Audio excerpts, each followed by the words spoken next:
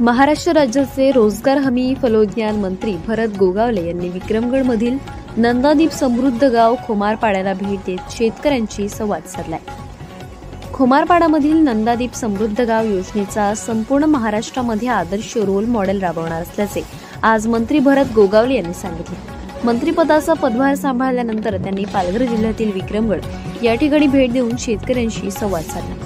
रोजगार हमीमधल्या मजुरांना लवकरात लवकर थकलेले वेतन देणार असून खोमारपाडामधील शेती क्षेत्रात लेखणी केलेल्या कामाचे कौतुक करत खोमारपाड्यासारख्या ग्रामीण दुर्गम भागात राबवण्यात येणारी शासनाची 108 योजना हे गाव राबवत असल्यामुळे याचा आदर्श महाराष्ट्रात सर्व ठिकाणी रोल मॉडेल म्हणून आम्ही राबवणार असल्याचे सांगितले। तर गेल्या अनेक वर्षांपासून मंत्री होण्याचे स्वप्न प्रत्यक्ष साकार झाल्यामुळे व मी आता मंत्री झालो याचे मला समाधान आहे। श्रद्धा व सबुरीचे उदाहरण देत संयमाचे उदाहरण देत त्यांनी पत्रकारांशी संवाद साधत खोमारपाडा या ठिकाणी कार्यकर्त्यांसोबत जेवण करून पुढील कार्यक्रमासाठी मंत्री भरत गोगावले यांनी प्रस्थान केले।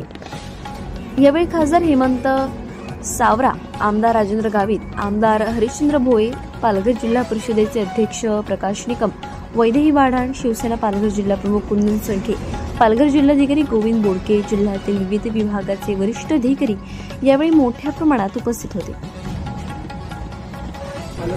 स्वीकारावं आणि आम्ही काम करतो। माझे कार्यकर्ते, पदाधिकारी, संघटनेचे लोक आणि आमचे महायुतीतले इतर 3 आमदार आमचे भारतीय जनता पार्टीचे आणि शिवसेनेचे या 6 जणांनी आम्ही मागणी केली की भरत शेठला पालकमंत्रीपद द्यावं।